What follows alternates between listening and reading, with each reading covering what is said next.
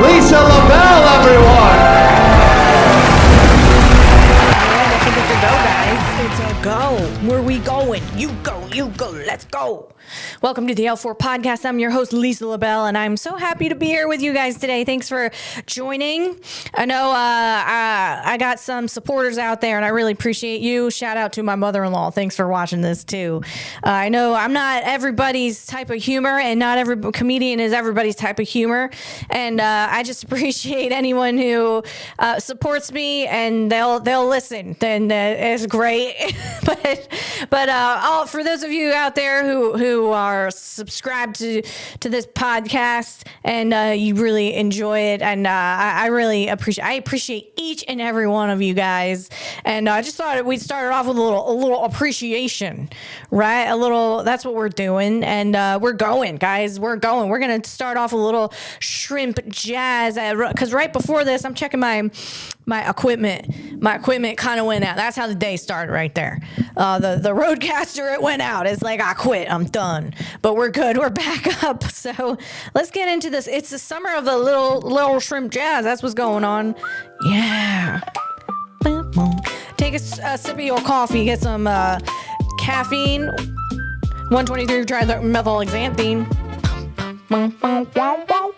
That's what I got right here. This is the first appearance of the cold coffee on the L4 Podcast. Because it's hot. It's hot in this room. And I don't got a fan on, because then you'd hear it in the audios, and that's not pleasant. And I want this to be a pleasant experience for y'all. So what I do here, I got a K-Cup. I got this K-Cup. I get my K-Cups from Larry's. Shout out Larry's Coffee. And then I do a little ice cubes, which melted. And then I do a little of that Zero Shug Shabani creamer. Splash of that. That's right. That's that low-fat Zero Shug. It's got allulose in it. Who knows what that is? Europe's not using it, so who knows?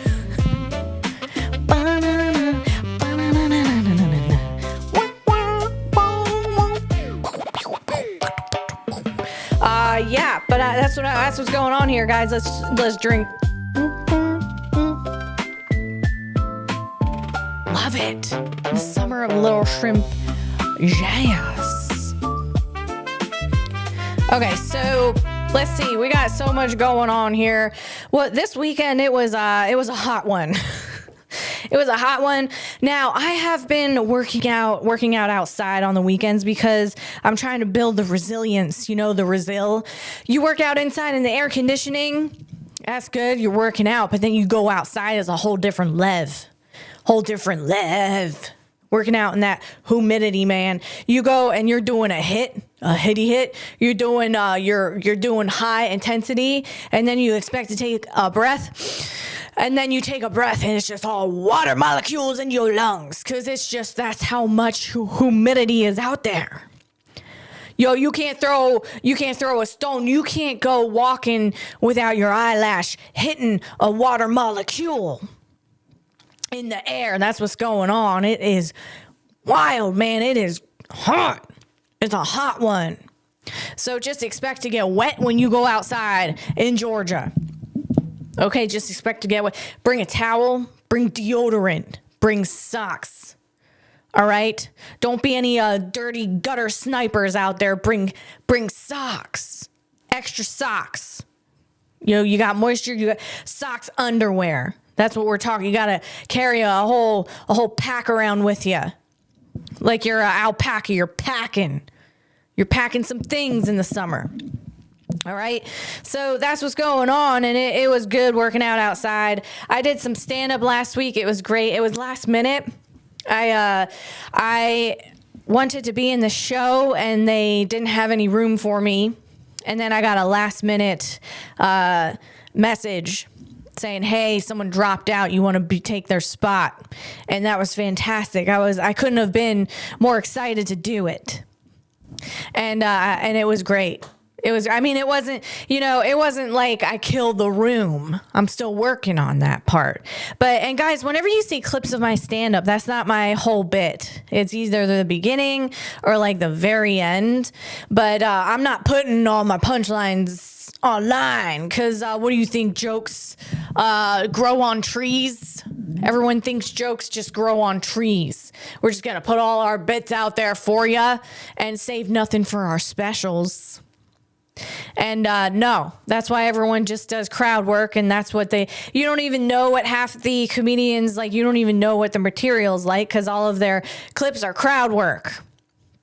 And because that's what you got to do as a comedian. You're not going to be putting all your bits out there unless you do a special, and then you could put all your bits out there because that's it. You're done. You're not using those bits anymore. That's it. The universe gave them to you. You put them out in a special and boom, on to the next. And that's how it is. That's what we're doing. I did go to a park. I did the Dave Chappelle thing, busking. It's called busking style. You go to a park, you try to work out some new jokes. And I'm trying to become a little more conversational in my comedy, in my stand-up, instead of okay, you go from this bit to this bit to this bit to this bit. You have to kind of do that in a stadium. I would think a stadium environment where you're very regimented. You have to go from this bit onto this bit to this bit to this bit, and you're kind of like scripted because in a stadium you're not going to be talking to the crowd. I mean, you can't even see. You just see a bunch of like lights. I mean, and maybe some maybe some palms, some heads, maybe some eyeballs, but it's not very intimate. So in intimate clubs, you're going to want to you can't be scripted. So that's what I'm working out. That's why I'm going out to these parks and I'm doing this busking style to help me get a little more conversational. Dave Chappelle, he got his comedy chops. He built those up out there in parks doing that. And I think, he is very conversational. So that's what's going on my end. That's what's going on here, guys. That's what's going on your end. I'm doing, improv, of course. And then let's see what else is happening here. You know what? I was just thinking here. There's so many. I was watching Guy Fieri. I'm Guy Fieri. We're rolling out. And this time a diner's driving and dive. It's the best. Yes, my husband and I, we watched that on like a Sunday morning when we're making breakfast. And there was a restaurant they went to in Philadelphia, Philly. Kind of like, y'all know I grew up outside of Philly, not right outside of Philly, but around there. I actually grew up a little more towards New Jersey and New York, but my husband grew up outside of Philly. And so they were going to Philly, and I'm like, oh, Philly. And then they were going to a restaurant that was allergy-free, egg-free, gluten-free, all the frees, except... and I'm like, oh, that's cool. And then you're like, that's healthy. But then you go and you eat some ribs and they're like really good and they're made with all the free things. And, but then, you just basically ate dessert. You ever think about that, guys? You ever think about when you go eat ribs and then afterwards someone's like, did you get dessert? You're like, no. Who are you fooling? You just ate a whole cup of sugar in those ribs, man. Why do you think those ribs taste so good? They put a freaking gallon of brown sugars in there. And I want to see a sugar-free restaurant. I want to see you try to make things without sugar, without processed sugar. That's the real test. That's what I'm saying. You can make a restaurant allergy-free and gluten-free and this and that free. Yeah, okay, great, fantastic. Not that hard, man, but you try to make things without sugar, good luck making it taste good. Good luck trying to get a normal person to come eat at your restaurant because a lot of people, they don't give a right. But I do, and I want to see that restaurant out there. I would go there every day, man. every daggone day. All right? That's what I'm saying. Don't be out there putting that sugar on me. Don't be putting that evil on me. Don't be putting that evil on me. I go to church every Sunday. Kick those demons out ya. That's what I'm saying. Let's get a little more shrimp jazz going on while we sip our 123 trimethylhexanthine. Let's go.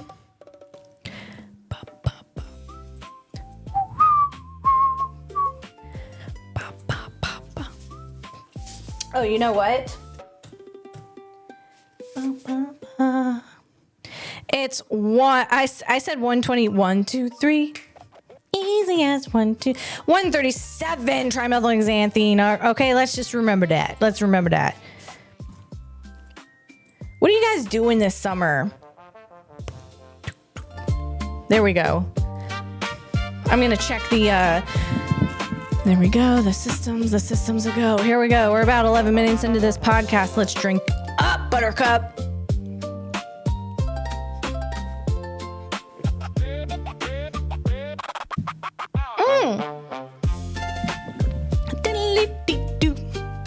That just makes you want to go to a beach.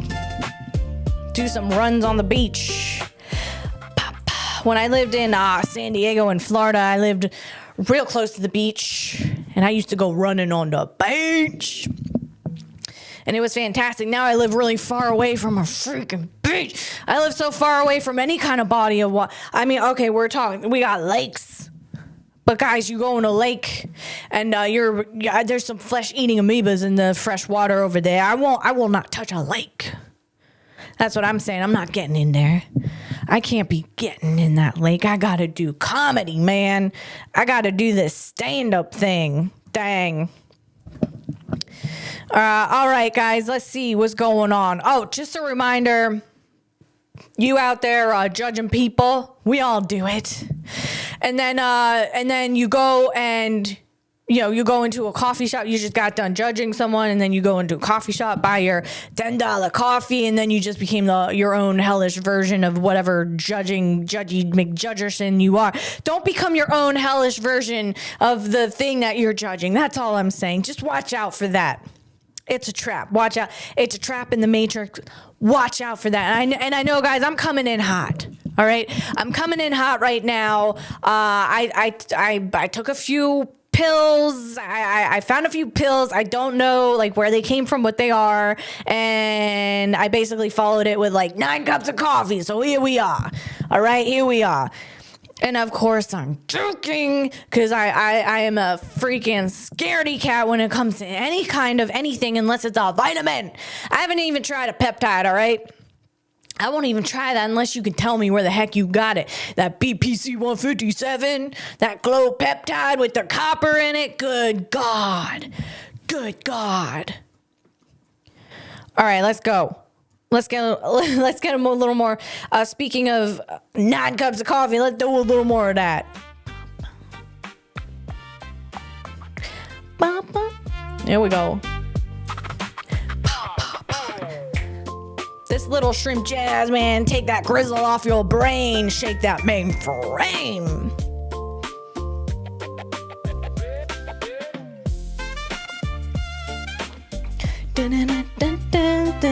I always wanted to be instrumentally inclined. Is that the right word? I wanted to be able to play an instrument fluently, but never really made it that far. Played the piano, but I'm trying to do the ukulele. It's coming along. It's coming along, guys. I'm not going to play it on here, but maybe one day. I'll do it, guys. Maybe one day. What else? I saw,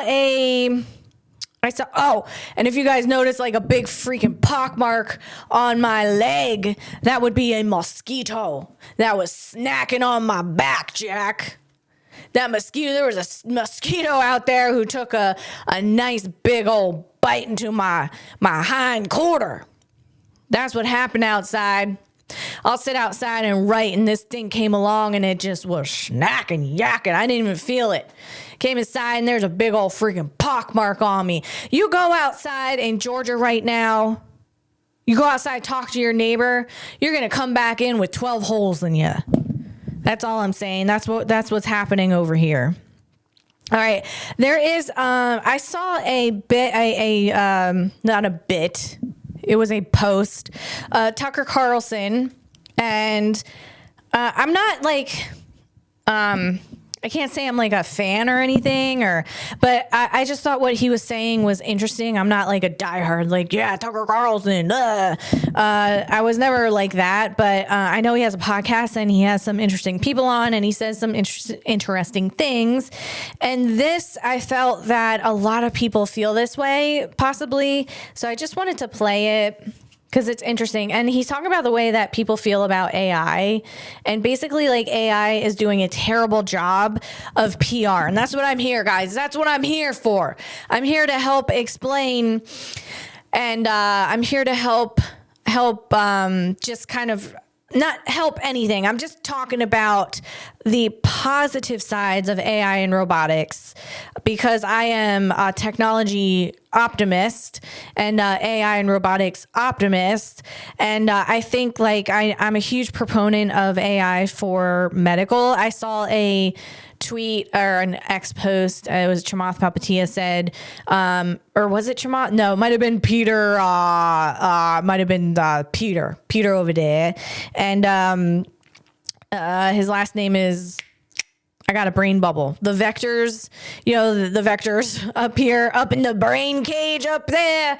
It's just, they're thinking about it. Peter Diamandis, that's what it is. Peter Diamandis. I've talked about this guy before. Anyway, he tweeted that, doctors that do not use AI to help diagnose patients is pretty sure going to be malpractice, pretty soon going to be malpractice. And I think he's right, and I hope he's right, and I really hope that's for real and it happens, because AI is not just a doctor, it's also a disease specialist, it's a hematologist, it's a oncologist, it's a fungus specialist, it's a, you name it. It's a infectious disease specialist. It's an organ specialist. It's a pancreas. It's whatever specialist is out there. That's what AI is. So whenever it diagnoses someone, it's looking at it from all those things. And you might have to prompt it to look at it from all those directions. But if you do, it will help you out. And Grok has been able to give me my quality of life back, thanks to Grok and thanks to the doctors that I have seeked out, that was willing to be open-minded and look at my research and help me along the way. So it's a hybrid thing. I think that the future of medical will be a hybrid. It will be like a plan. Like your medical plan is going to be a hybrid model, and it's going to be AI working with human doctors, because human doctors are always going to be needed, but only the good ones. AI is weaving out all of the lazy bones out there. You can just get on out, guys. The people who don't give a shite, the people who are nefarious. AI is exposing them. The light has been turned on and we can see you. So get on out. I mean, I have had doctors tell me, your iron is fine. Well, what's wild? I was actually 2 shades lighter. Yeah, my skin tone was 2 shades lighter when I was showing some crazy endometriosis symptoms. And one of those is, and that's the whole reason is because when you have endometriosis, here we go, guys, we're going to talk about this. Your monthly periods are extremely heavy. You're losing a lot of blood. I didn't know that. I thought that was normal. And I was losing so much iron, my skin actually went 2 shades lighter. Wild. The other day I was like, wow, I got some color. And I was like, wait a minute. Holy smokes. So I asked Grok, and I put the blood work in. And even though the guy I was seeing at the time, the doctor was like, no, you're fine. Grok found something in my blood work. It was like, no, this is actually very low levels. And so, yeah, it's just because You need doctors who are willing and who want to help you and think outside the box and who are open-minded about the research that you are doing, who understand that these AI is extremely intelligent and that you're going to want to work with them. Anyway, I'll get off. Thank you for coming to my TED Talk. I'll step down now. All right. Sorry, okay, let's get it a little more. God, we got to pick this up, guys. Come on, let's pick this up. Jeez, criminelli. Here we go. Let's get on down. Let's bring it back to this. All right, this is what we got to do.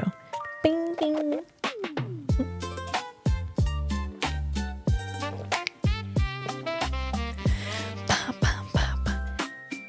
Even if you don't go on vacation, guys, you can just sit outside with this shrimp jazz.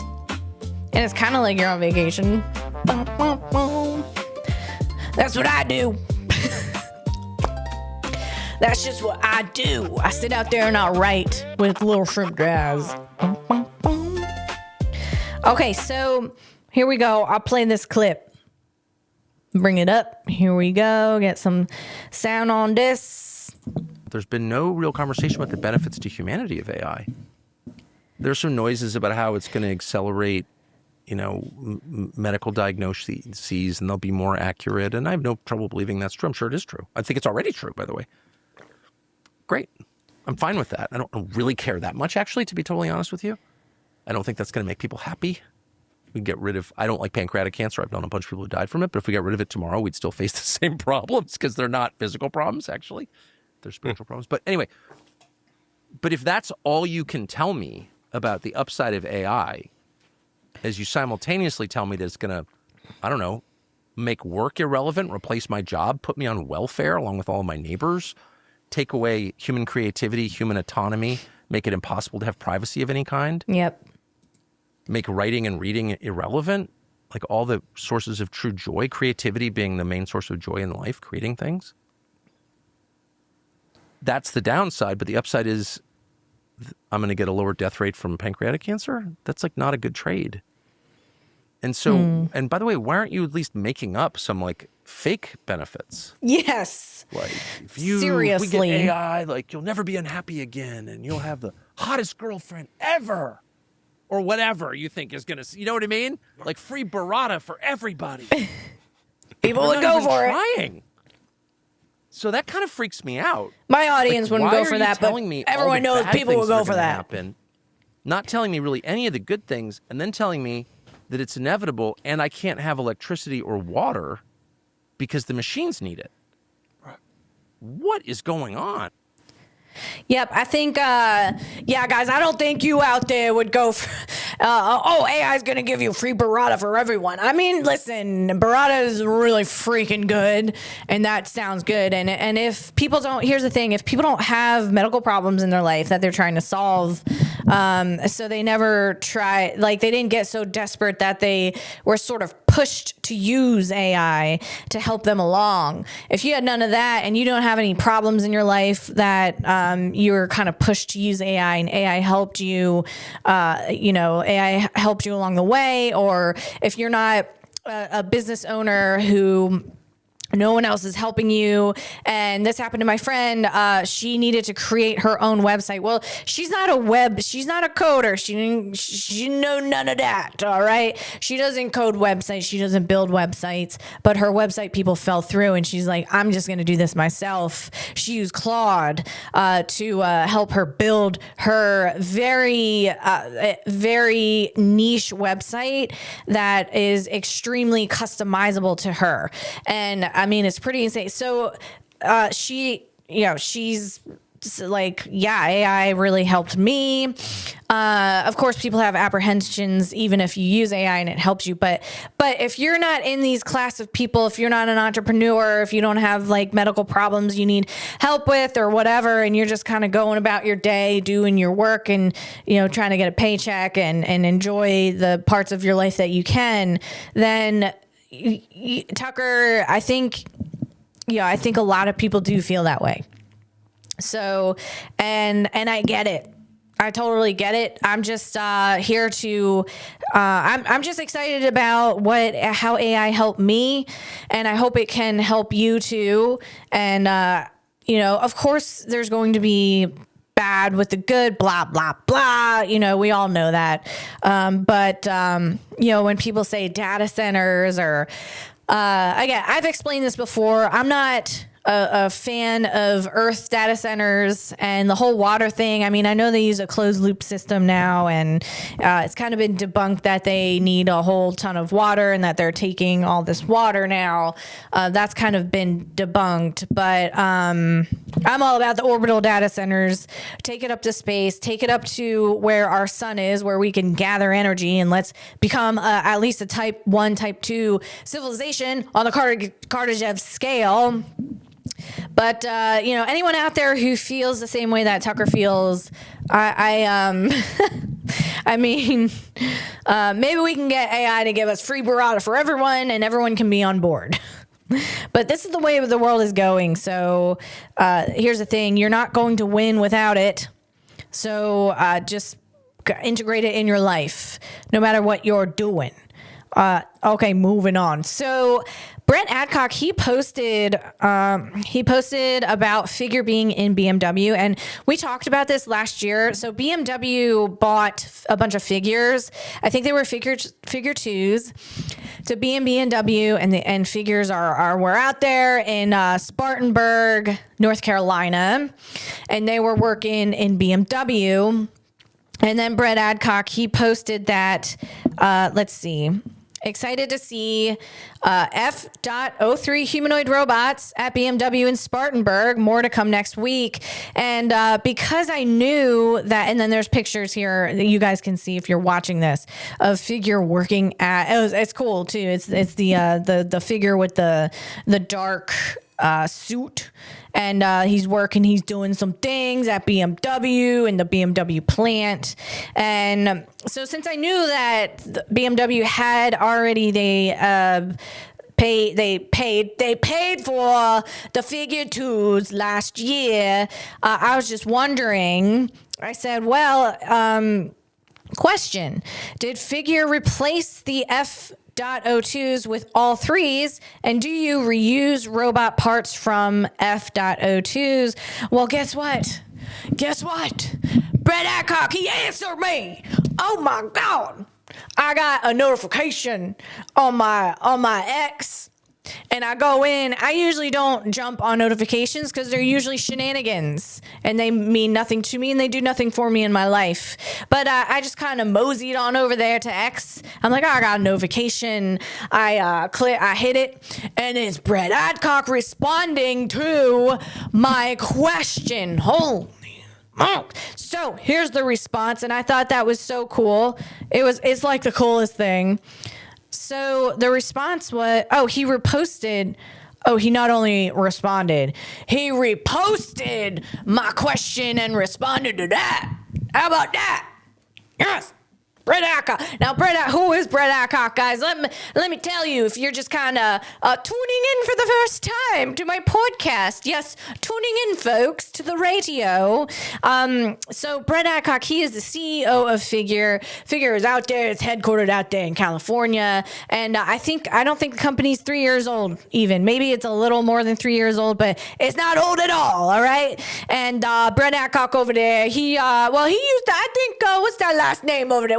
Is that Saskatchewanian? Is that Comanche? I think it's like Illinois. He's from Illinois. He used to wear those cowboy boots. Now he wears those tech sneaks. And he's out there running with his robot. And he is, I'd say, the most successful humanoid robot company in the entire world. And he shows the progress of Figure like every single week. There is something that he is showing. He's showing us the inside baseball of it all. And my mind blows out my butt, man, because of the progress that they are making over there. And so, I mean, it's amazing. So I have been talking about this company for a long time because the only companies I talk about, guys, the companies that I talk about on here, unless it's like a silly video, but the ones that I will talk about extensively, I talk about the way they train it, the way the robot works, all of the things. I talk about companies that I believe in the CEO. I believe they are going to deliver the product and they are going to scale the product and they are taking the product to market and there is a financial upside to their company and they are making the world a better place. They are making progress. They're getting a lot of funding. So I talk about American companies. So excuse me. I talk about Figure.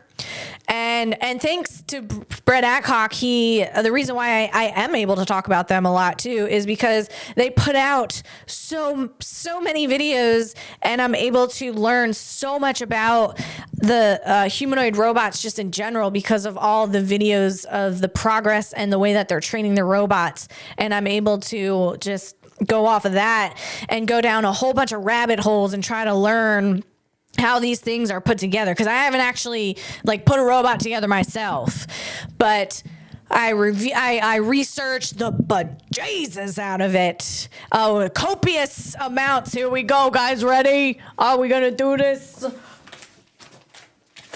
Copious amounts of research. These are all my notes, guys.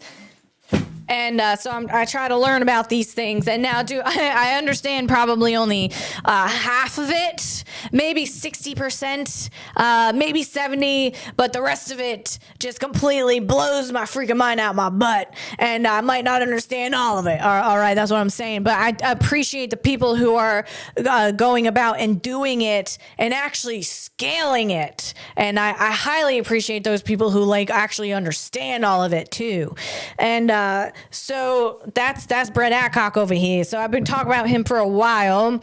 Ever since I noticed he had funding from OpenAI and Jeff Bezos, and yes, Bezos, and all these big VC firms. So it really like caught my attention, and so he reposted my question and answered it right here. I'm gonna pull that up. So again, I went on a riff. I riffed it up. We're riffing it up over here. So I went on a riff, so I'll bring it back. My question was, did Figure replace the F.2s with all 3s, and do you reuse robot parts from F2s? And that was a question to Brett Adcock's post about how BMW, they deployed the F.3s to BMW, and the BMW plant in Spartanburg, North Carolina, they had the F.02s back in 2025. I do believe. So now they're doing the F.03s. And okay, Brett said, sadly, we will need to dismantle most of the F.02 robots, ... may do something epic. Yes, let's go. Let's be epic. Let's do the epic thing. Yeah. That's amazing. So I saw that, and let me tell you, Brett Adcock, I gotta say, thanks for the response. I'm super excited to see what you guys are gonna do with these F.02 robots. This epic thing you're gonna do. I know you're gonna do something epic, and let me tell you, that response, that's gonna get me through the next 2 months. That's what, as a comedian trying to build a brand, that just made my whole freaking 2 months, man. So I have a bad day here and there throughout the month, and I'll be looking at this and it'll be lifting my spirits up. Sometimes you go right to the ground, man. Just your head go to the ground and you're eating dirt. You're just eating platefuls of right. That's what happened. But then you remember this thing this nice thing that this person did, and this time around is Brett Adcock, and then you're like, okay, no, it's okay. I think I can keep going. And it fuels you, it just fuels you right up. So thank you. And I'm super excited. Let me show you this clip here. Each square here what I'm showing you here, this figure, each square, okay, a figure. We got a figure unloading a dishwasher, a figure walking over to rows of other figures. We got a figure, he just did the towel swoop. He's cleaning the table, and he did a towel swoop. Yeah. I love that swoopy towel right there. That's, look at that gate. Guys, you got to get your gate up. You got to get your towel swoop down. All right. Because ladies, we like that. We like the cleaning of the table in the living room. And we like the, not only is figure cleaning the table, but he's doing a towel swoop. He's doing it with a lot of, charisma. That's what's happening. He's doing it with charisma. Now he's holding a laundry basket, and he's putting things in it. Whoosh, whoosh, whoosh. Man, efficient. That's what we're saying. Then we got the figure working at the BMW plant. Then we got we got two figures making a bed. And that's the one where they're communicating with each other how to do the task. You know, the figure he's putting a comforter on, and he did it wrong. He didn't do the pillow tuck correctly, so he redid it. And the other figure is like, what you doing? And the other figure caught on to it. They're like, all right, let's make this bed right together. And that's pretty amazing. And we got figure over there on the conveyor belt line. So each one of these squares is incredible, and it's like exponential growth. That's what each one of those squares represents. I mean, it's like monthly updates of exponential growth. And it's amazing. Godspeed, figure. Godspeed, guys. All right, what else we got over here? This is interesting too. Brett is talking to, was it the Sean Ryan podcast? Now, this is the podcast I showed you guys. Brett, he brought a figure to the Sean Ryan podcast, and he wanted to debut figures push recovery. And he told Sean, he's like, give it a little shove. And Sean did a little boop on the shoulder. And Brett's like, harder than that, boy. And he did. And Sean pushed him, and figure was able to recover from the push. And so we got Brett talking to Sean Ryan here. Let's pull this up. We want to solve general robotics at Figure. We want to, we think of ourselves truly as like at the frontier of like this robotics AI lab that needs to build common sense reasoning in a robot that can put in every home. How do we drop it into your home it's never been, and you can just communicate with it and get it to start doing work? That's the problem we want to solve here. That's the problem. If you solve it, you can ship billions and millions of robots. There's also a business where if you don't want to solve that, you can definitely ship robots. You could ship them in the commercial workforce. You could ship them in the military, as you mentioned. There is a path to go like build a business doing that. But the biggest business in the world is if you solve like general purpose robotics, where just through speech and talking to the robot, it'd feel like you had like a human in a bodysuit that can like understand you, nod, like go off and do things now after your task. Like that's the problem we want to solve at Figure. That's like a large scale, like it's like an AI lab problem at this point. We talk a lot about how we're trying to we're trying to give AI a body here at Figure. And so we have this embodiment. We need to put like really sophisticated AI into it to be able to command it. And that's the biggest problem we're trying to solve. If you're with me in the office every day, I am working that down with no sleep, basically as hard as I possibly can. I believe it's a very, very difficult problem. At this point, it's largely constrained by getting the appropriate data into the network. At scale. I think if we could snap our fingers and get a pile of data that we really needed into Helix Stack, I think we would solve general robotics right now. Yeah, interesting. So, dude worked really hard, and so I thought that was interesting about, he's talking about giving like physical AI and how hard it is solving the AI Yeah, well, you heard the thing. I don't need to go over it. Good God. You guys just heard it. I don't need to recap. We can just move on. Good Lord. Good Lordy. So I think this was always... Oh, this is Peter Diamandis. He also interviewed Brett Adcock at Figure. So Peter Diamandis has a podcast called Moonshots, and he went there, and then they interviewed Brett Adcock at Figure. This was a little while ago, but I love this part. Brett is saying, here we go. Brett Adcock, CEO of Figure, we're working until midnight every night. We are here every weekend, but also what he is saying is they're not going to ship Figure out until they're ready. They're not just gonna like willy-nilly. Yeah, and it might be a little. I've heard him talk about, you can buy a Unitree. G1, I think it is. The G1 is the little like 5-footer, maybe it's under 5 feet, a humanoid, and it's that's a Chinese robot. You can buy one, I think, on Amazon, and they're gonna be a little wonky.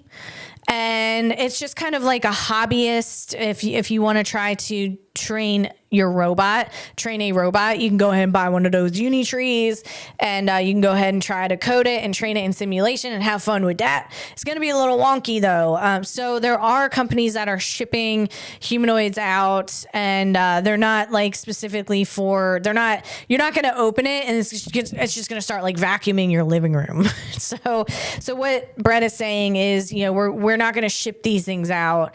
And I think especially domestically until they're ready. So here we go. And Peter is asking this question. When are we going to see the first Figure in a customer's home? When will we see a domestic robot? Yeah, I want to ship robots when they're really ready. Sure. I don't want to ship slop. Yes.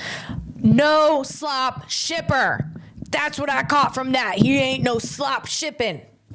All right? He ain't out there shipping slop, man. Come on.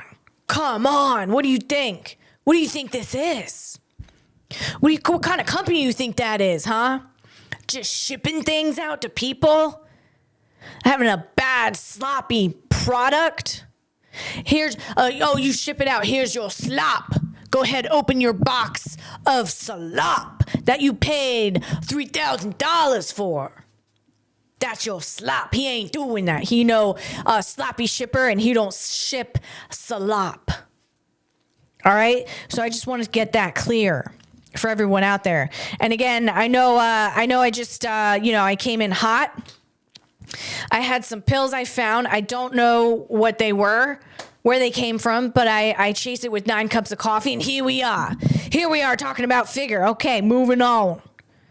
All right, guys, this is going to be kind of a short-ish podcast. We're already here. We're almost at 42 minutes. So I was going to talk about NVIDIA's RTX Spark, but I will save that for next time because, that is just going to blow your freaking mind out your butt, man, when you hear about that RTX Spark. That's NVIDIA over there, so get ready. I also want to talk about Titan. I do want to talk about that a little bit. Maybe that's going to be a whole episode in and of itself. Titan is Saturn's largest moon, and it is like Bizarro World. It is wild. Like the raindrops are super, like they're big and they're slow, and there's, they have lakes. Titan has lakes and oceans and mountains and sand. And, dirt, but it's all like weird stuff. And humans, you couldn't survive there. There's no oxygen. The lakes are liquid methane and ethane. But we're going and we're exploring. We're going to explore Titan. We got, I think, is Dragonfly. I think it's on its way there. It's going to be over there soon. Dragonfly is a quadcopter. It's the size of like a Volkswagen Bug. It's going to go over there, take a look around. And I'm going to talk about that. Tip speed on Titan is a little different. You can put some fake wings on and flap your chap, flap your arms, flapdapolis. That's what you're going to do. And then you can just do that like this, and then you can go up in the air because not a lot of gravity over there. Not a lot of gravity. It's only about 14% of Earth's hydrostatic pressure builds up much more slowly if you dive. Basically, if you dive, and if that makes any sense to you. So I want to talk about that, and I'm just telling you what to get excited for, what to look forward to, guys, on the next podcast, on the upcoming podcast. So I'm going to end on this. Mars, we got some sound from Mars, and it sounds like exactly what you would think a godforsaken land would sound like. It sounds eerie as frick. All right? Here we go. Let's get some sound on that. Let's get some sound on this bichon.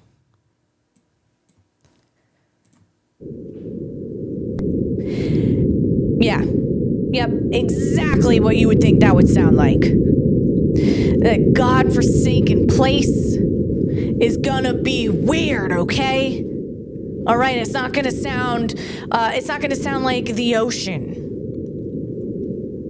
It's gonna sound like things are lurking. Things are lurking in that orange haze. That's what it's gonna sound like. You got you're looking around on there. You hear like your ears are in headphones, but you don't got headphones on. But that's what it sounds like. There's cups over your ears, and you're trying to listen. You're looking around, and it sounds like there be eyeballs lurking in the distance somewhere. Some long arm gonna come on out and touch your leg. That's what that's like. Yeah, it's not great. You know, that's what I'm saying. It's not great. Now, if someone's like, Lisa, you want to go up there and explore? I'd be like, yeah, go ahead, put me up there. But the only way I'm going to go to Mars is if I can bring TARS. And TARS is from Interstellar. And I want to bring TARS to Mars. What? Lisa, you want to bring TARS? TARS is going to be on Mars. Yes. That's the only way. I want an AI, a rectangular robotic thingy that I could talk to and be my companion and is way smarter than me. And that's the only way I'm going up there. But I will go up there. Go ahead. You can put me up there. I'll do it. I'll do it, guys. I'll do it. So, yeah, but you're not going to get any beautiful, like, ocean sounds. You hear the ocean is just beautiful. You got Elton John living in your ears when you hear the ocean. It's just absolutely beautiful. So that's what we're doing. That's where we're at. I think is that Perseverance up there? Yeah, I think so. I think that's Perseverance. All right. On that note, I'm going to end this podcast, guys. Thanks for tuning in. Thanks for joining me today. We're tuning in like it's 1925. And I hope you guys have a really, really wonderful rest of the week. And I'll probably be hopping on here again to talk about the things that I went over and talked about. We'll be talking again, guys. Have a beautiful rest of your evening. Bye, guys.